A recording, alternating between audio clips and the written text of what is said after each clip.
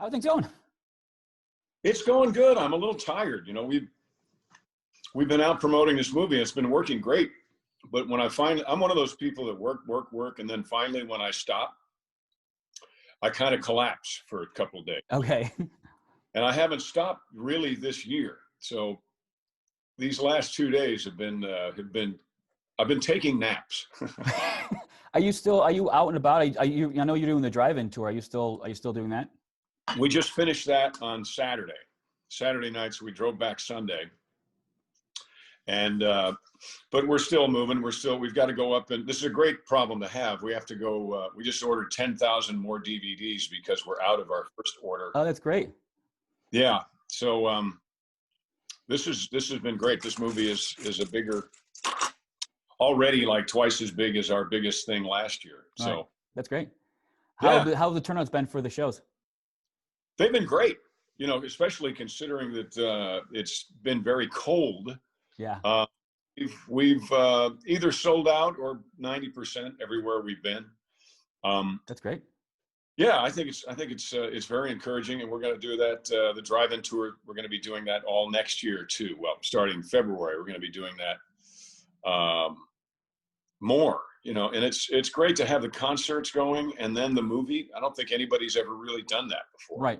That's great. So you're probably staying pretty south of the Mason-Dixon, right? I mean, you can't be going too far north right now, right? Well, no, we went to the first show we did was in Missouri. Okay. It was cold. It didn't scare us away though. If that didn't scare us away, nothing would. But yeah, it's south. But now once we hit summer of next year, I'm from New York, so we're wanting to go up in the part of New York. My brother's a mayor up there. Okay. In Stamford, New York. So we want to go up there, and really that's where all my film craziness started anyway. So I want to go back up there. We're also incorporating, this is kind of wild, we're incorporating dirt track racing. We're going to be doing 2 to 3 day events where we do a concert and then a concert and a movie, and then the dirt track race on the following day. That's super fun. That's awesome. Oh yeah, I love it. I've never done it before. I just started about 4 months ago. I did my first ever dirt track race, and I'm hopelessly hooked. That's awesome. I'd like to talk about the movie a little bit. I watched it last night. It's a lot of fun. You did? I did. Yeah, it's a throwback to the old 70s.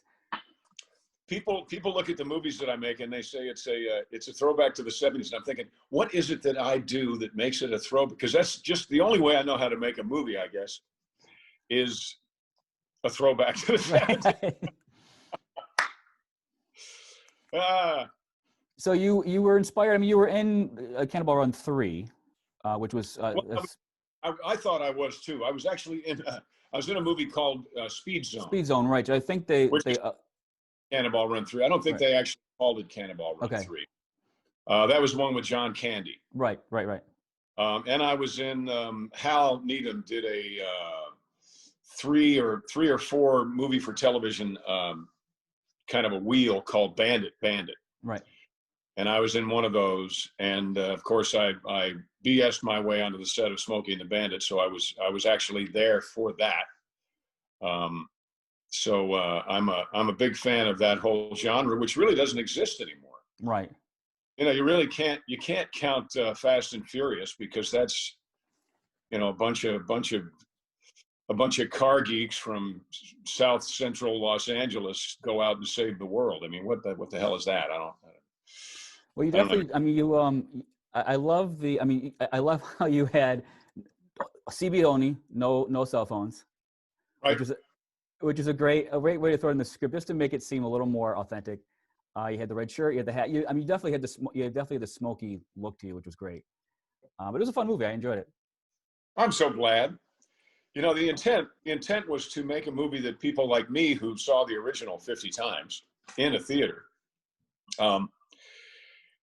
make me feel happy about the original movie again. You know, be romantically kind of attached to that movie and pay tribute to it, but at the same time make a movie that someone who had never seen Smokey and the Bandit they could also really enjoy themselves too. And that's what I've been hearing from people, which is really terrific. People are saying, I never saw Smokey and the Bandit, but I want to watch it now. So how cool is it that there's a measurable demographic of people who are interested in Smokey and the Bandit now? Right. Because it's funny. I grew up in the 80s. So, it was a staple on television all the time. Mm-hmm. So it was every Saturday afternoon, Smokey and the Bandit was on TV. So I wasn't inundated with Smokey and the Bandit as a kid. So, I've always enjoyed them. So it was fun to watch something like that again. You got Mindy Robinson in again, which is fun. You guys seem to have really nice chemistry together. Yeah. Your fourth movie you've done together now?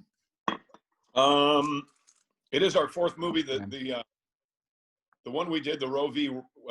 Wade movie. I don't know if that's ever going to come out. No. I don't know what happened to that. I don't know anything about that. It was a huge undertaking, that film. The part I was in, I only worked for a day, but my gosh, it was. There were trucks. It was certainly looked every bit and felt every bit like a large studio production. Right. So yeah, the reason why I did a movie called "You're Gonna Miss Me" back, maybe 2016, maybe 2015, and that's when I met Mindy, and she played my young kind of crazy Carol Channing kind of a wife, and she was very easy to work with, and she was very funny. And I remember coming back to Louisiana, telling Alicia, I said, "This woman is so funny. She's like Lucille Ball funny," and I think she is. So when you find somebody that is easy to work with, especially when you do movies the way that we do them, we're fairly quick. Although this year because of the whole COVID insanity, we only shot about 7 real days with a crew. Oh. The rest of the time I doubled the police chasing me. My wife doubled Mindy in the car. We would go like I remember one afternoon we drove to Kenner, which is where the New Orleans airport is, and did the part where the Hellcat comes around the corner and slides up and then drives away, and then the cop car comes around the corner, slides up and drives away, or slides up and then winds up on its side. And right. We did that. It took about an hour, and that's all we did. That's all we did that day. But it was me and a camera operator. We have all of our own gear, so we set up about 4 cameras around that, and just had great conversation with friends, and wound up shooting that great part of the movie without anybody really, nobody yelled quiet on the set, nothing like that. Well, and that's a day's shoot under most films. You get an hour. That's not bad. Oh yeah, and there'd be fire. There'd be all kinds of things there. But I think that guerrilla filmmaking is a great way to add an energy to your movie that you don't get when you have a really contained, controlled atmosphere. Right. It's not that I don't take what we do seriously, because if you go to Cineflix and watch a movie like Inadmissible. Inadmissible looks like a big film. That's one we did in 2016, In Between Floods. It's a great movie. But still, the atmosphere on the set was not tense. I don't believe in making people on your set tense and concerned. I don't believe that it's a party. We all have to take what we're doing seriously. However, we don't have to take ourselves that seriously. And I think when you do that, there is an immediacy to the film you wind up with. And in a movie like Stand On It, we needed it needs to feel like it is under a clock. It starts ping, and as soon as we ping, it goes for 24 hours. And the fact that it feels like that when we actually shot the movie for 3 days, and then 2 days, and then 2 other days, and then sporadically in between an hour and a half at a time is really quite amazing, I think. I'm very proud of the immediate flow of Stand On It. Do you rehearse then? What's your process like then? Are you rehearsing? Are you? You're No, obviously shooting pretty quickly. yeah, we don't. Well, a lot of the times I work with people who aren't necessarily actors. Okay. We did a movie called Four to Go. That's also on Cineflix, and we had two people in it who had never really acted before. And I said, "Look, don't worry about it. If you can't remember what to say, I'll tell you. So just when you go up, don't sweat it." So I had one guy who then he realized he didn't have to remember anything. So I just told him every line, and he was. That's funny.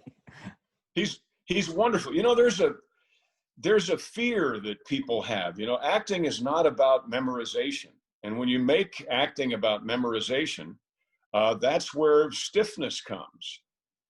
And that's the enemy of a good story. When people are like, I mean, you can tell when people just kind of look like a deer in the headlights. Right. And we don't have any of that in any of the movies that we've done. And I think it's because of the process. You can rehearse something to death. You can rehearse the spontaneity right out of something. And remember, I'm also the writer, and I don't write. I like to think that I write dialogue that is easy to say. And if you write dialogue that's easy to say, it's going to be easier to remember. Right. In fact, I've told people, and I think you'll know what I mean. A lot of people don't know what I mean when I say this, but I've been doing this a long time. If I can't remember the dialogue, it's probably not any good. Right. Right. You know, Right. so it's disjointed, and it's exposition, and it's just a bunch of crap that needs to be cut out anyway. That's my theory. I am going to ask about. There's some collateral damage with cars in this. What was that? How much of your budget was on crashed cars, motorcycles, etc.? There was some doozies.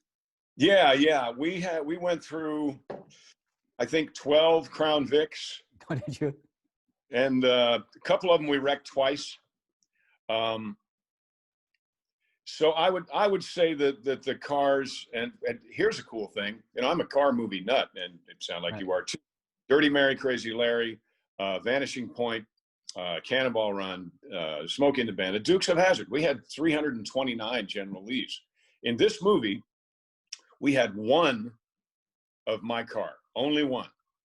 So the very last thing we did with that car was jump the creek. Right. So not even in the original, the real Gone in 60 Seconds with the Eleanor, the yellow car, Toby might have only had one car, but then at the end he drives in and switches it out with a new one in the car wash, which I thought was wonderful. But I'd say that the budget car wise was at least 25% cars. Really? Because it also includes getting them here. Oh, sure. Yeah. You have to get them here. You have to get them back. Right. Now I'm remembering the one that we dumped into the water was, or the one that we rolled over into the water actually was there in Kenner, and it didn't run. It didn't have any guts in it. So we used that one. So that's an extra one. They gave me that one. I don't think That's funny. they gave me.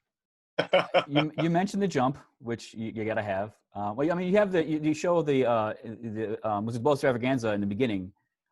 You know, you had your standard jumps, but then you did jump the creek in with your car. Right. How do you rehearse that? What's the dynamics behind actually getting that shot? Well, that you have to leave up to the stunt coordinator and to the stunt driver. Now, in this case, the stunt coordinator of the movies that we do here, his name is Jack Gill. He and I went to high school together, and he doubled me on Dukes of Hazzard. And he has done all the Fast and Furious movies from 4 to 7. So he's the real deal. So you bring Jack in and let them go for it. The only say I had in how the jump worked was where it was going to be. Okay. And of course, when they got here, they said, "Can you move it over?" I said, "No, we can't move. We built this thing a month ago. You know, it's a bridge out.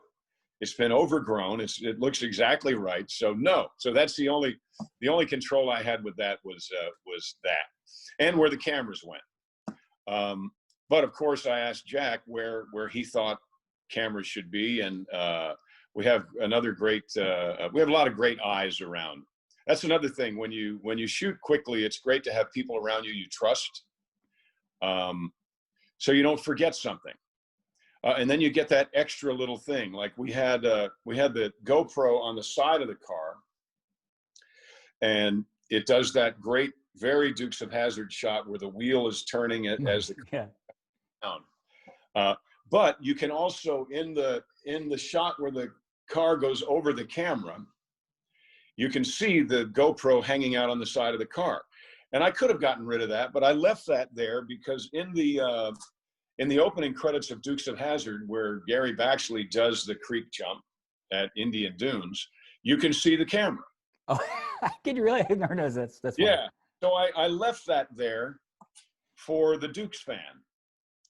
You know, there's a couple of mistakes in the movie that I realized later, but there are quite a few mistakes in the movie that I put in there for the folks that love to find things like that. That's fun. That's fun. It is Cineflix, CineflixDOD.com, correct, for the download if you want to rent it? CBoD, it's just for rent. We did a download of a couple of movies early on when we started Cineflix, and they wound up for sale on eBay. Oh. So somebody downloaded them, and they I don't know how to protect them on. If you can download them, I think then I'm kind of just putting it out there for in this day and age. Yeah, no one's safe. Yeah. So I wish that I could have it for download, but I got burned too many times. Right. So we don't. The Tyler Perry's Have or Have Nots. Season 8 is airing right now. What a wild show that is. Yeah. First of all, 8 seasons. Wow. Isn't that crazy? Yeah, that's crazy. Yeah. And some of your seasons were like 44 episodes long. I know some of them were a little shorter, but Tyler, am I correct? You shoot an episode a day. Is that correct? We'll shoot an episode and a half, sometimes 2 episodes. That's crazy. Yeah. That's insane. So that he writes in such if you look at the script, you'd go, this is going to be impossible to remember, but it's very conversational. So if I'm coming in and I've got 40 or 80 pages today, it's all dialogue. There's nothing in the script that said there's no the car drove up to the side of none of that. So 40 pages on a Tyler Perry show is 40 pages of dialogue. And somehow he writes in such a way, I won't say that it's easy, except it's at the same time, it's the easiest and hardest thing I've ever done. Because he shoots with multiple cameras. And we'll do a scene until we've done it, and then we move on. So all the coverage is shot while we are shooting a scene. That's great. But he's got 5 beautiful. I don't know if they're. I don't know what the latest red is, but whatever the camera is, that's what he's got, with beautiful glass on it and wonderful operators. 3 steady cams at the same time all the time. He's a believer in redundant backups. And because he can afford it. Right. I don't know that I would shoot things that way because, I come from a single camera background, and I really appreciate the process of a single camera and the restrictions and freedoms that are given to you because of a single camera. I met Tyler Perry at the Ninja Turtles press junket, and I asked him, I said, how different would this film be if it was called Tyler Perry's Teenage Mutant Ninja Turtles? And he said, well, it would have cost $8 million and I would have had it done in 2 weeks. So that sounds about right. Yeah. Yep. I think that's a fair assessment. Yeah. I want to ask you too about your CBoD. Well, that happened as a result of my wife being diagnosed with stage 4 breast cancer a year and a half, almost 2 years ago now. Wow. And one of the many things we did, as soon as that happened, friends of ours in Nashville said, "Hey, we want you to try CBD oil." So we did. She changed her diet. She changed a whole lot of things. We do infrared sauna therapy almost every day. She's doing great. She has a clear PET scan now, when as opposed to looking like she looked like truly like a Christmas tree back when she first. But I believe that what happened with the CBD oil is that it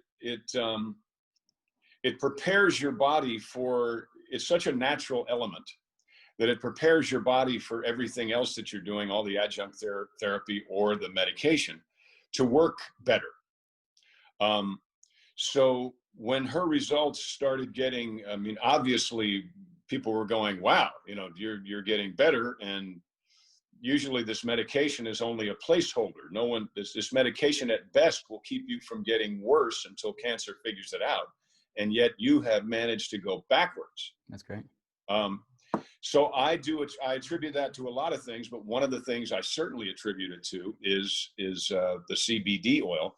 So we approached them and said, "Hey, in the world of marketing, why don't we do a CBoD oil and see if we can't sell some, and let's make it a moonshine flavor. Let's make it follow the whole marketing there, right, the branding, and let's make it an apple pie moonshine." And it's done great. Especially with odd things like people who have arthritis or bursitis or carpal tunnel, or, it seems to me that it levels the playing field in your body and allows your body to do what it's supposed to do. It's the best way I can put it. So I use it. We also have a salve that if last week I was cutting wood and I picked up a log I shouldn't have picked up, and 2 days later, I had a problem. So I took the salve and I put it on there for 3 days, and the pain was gone. So I'm a firm believer in CBD oil and all ancillary products. What's the website for that? It's a John Schneider CBoD? If you just look that up, if you look up John Schneider CBoD, so that's CBoD. If you just look that up, you'll find me. Right. Yeah, because it's the only one out there like that. Right. You've got some dates coming up next year already. You got Bull Stravaganza set for your 60th birthday, so that's exciting, right? Right? You excited about that? My 61st. Oh, so it was a reschedule from last year. That's right. We rescheduled. We moved from April to July. So in the movie, when you saw we pulled up. Oh, that was the July one?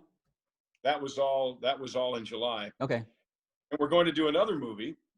Because this has worked so well, and it seems like I'm the only one waving the Southern flag. This guy from Mount Kisco, New York. We're going to do a movie called Poker Run, and I'm in the midst of writing that. And yes, it is very Cannonball Run-ish. It's also very Gumball Rally. Also very Rat Race, which I think is one of the funniest movies ever. In a little mad world. So we're going to do that as a sequel to Stand On It. Nice. So get ready. So everybody who's listening, who's watching, if you want to be in that movie, just like in Stand On It, it will begin and end at Beau's Extravaganza. Awesome. That's fun. John Schneider Studios is the website, correct? JohnSchneiderStudios.com. Yep, that's the website. Or, the easiest thing to do, I have an app. And the app is free. And it'll take you to all the drive-ins. You can follow the tour. You can find out where we're going to be, and we add to that calendar almost every day. It'll take you to the store. It'll take you to Cineflix. It'll take you to the CBoD site, and that app is just called John Schneider. Very simple. Perfect. Well, John, Thank you very much for the time. Good luck. Happy holidays. Thank you so much. I'm so glad you watched the movie. It's so hard to explain this movie to someone who hasn't seen it. Well, yeah, I suppose so. But it was fun. It was a good time. Thank you, sir. Bye-bye. And I'll see you on the road. Bye-bye. Thanks. Bye.